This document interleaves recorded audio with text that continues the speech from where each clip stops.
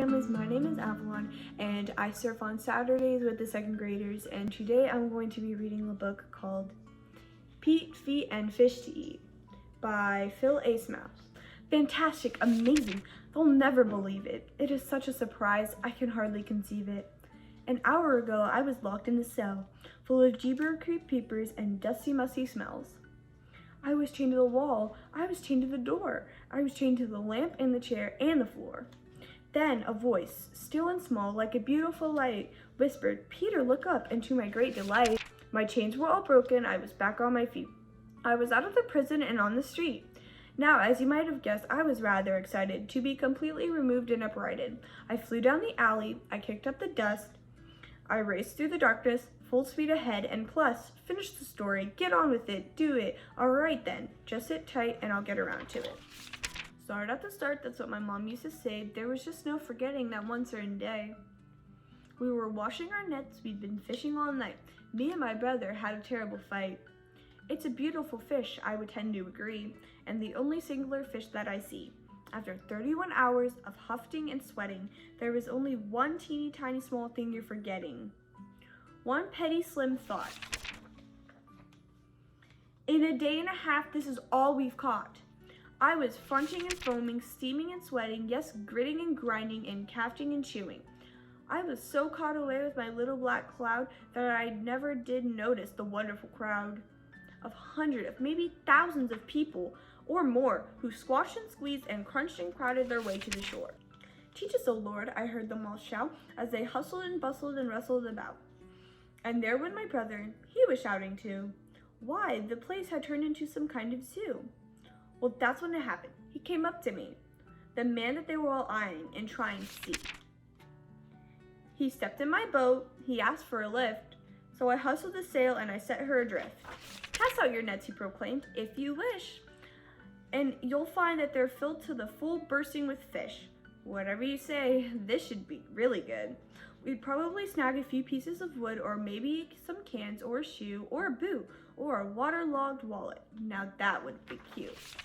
What happened next was a little bit shocking. It sent my head spinning and my knees knocking. Fish by the tens, hundreds, thousands of dozens. Fish uncles, aunts, nephews, nieces, and cousins were cramming my nets, and before I could blink, my poor boat started to sink. "Oh Lord," I cried out as I fell to his feet and proceeded to whimper and sniffle and bleed. "Go away from me, please. Please just leave me alone. I am the worst kind of horrible man ever known." But he didn't care. It was perfectly fine. I could tell as his eyes looked down deep into mine. And right then and there, on that boat, on that day, Jesus wiped all my badness and sadness away. But if you think that's something to listen, then listen to this, because there's something you don't want to miss. I remember that night us guys were recollecting as we laughed and we hugged while intercepting. But in the munching and crunching and chewing and hugging, I noticed the strange thing that Jesus was doing. He had taken a bowl, a towel, and a seat. He proceeded to wash every one of our feet. Our feet of all things. Yes, he sat there among us, he plucked every toe jam and flushed every fungus. "Not my feet, Lord. No, they are not for you to clean. Isn't there something wrong with this scene?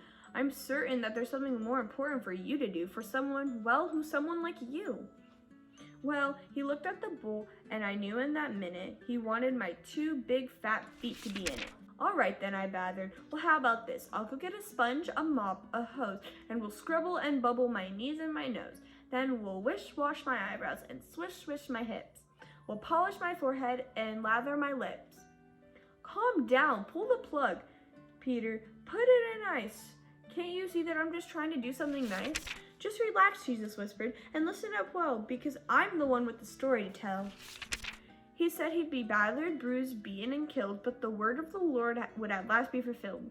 And to top it all off, he said I would deny that I've ever known him. 'No, Lord, oh no, please no,' I cried. 'Before the cock crows, you'll deny me 3 times. How I wish I could get those words out of my mind.' As they dragged him away, we were yelling and screaming. 'This cannot be for real. I must be dreaming. Hey, you with the beard and the bendy bony knees, come over here. I'd like to talk to you, please. I know your face and I know it quite well. You were there with that Jesus. I know, I can tell.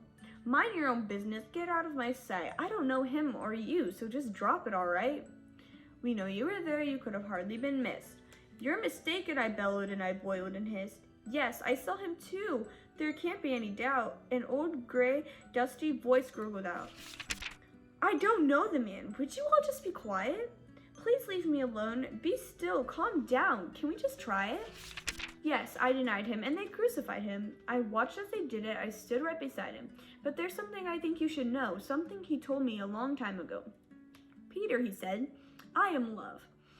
And you'll find that I'm ever so patient and wonderfully kind. I'm not keeping lists, and I'm not checking it twice. No, that would be naughty and not at all nice. Oh, I've messed up now, Lord. I've messed it up then and I messed it up now. I've messed it up over and over again. Dear Lord Jesus, please forgive me. Bring me back home. I'm the worst kind of horrible man ever known. The past is forgiven, erased. Oh, it's true. He did it for me and he will do it for you. The end. I hope you guys enjoyed this story time. Bye.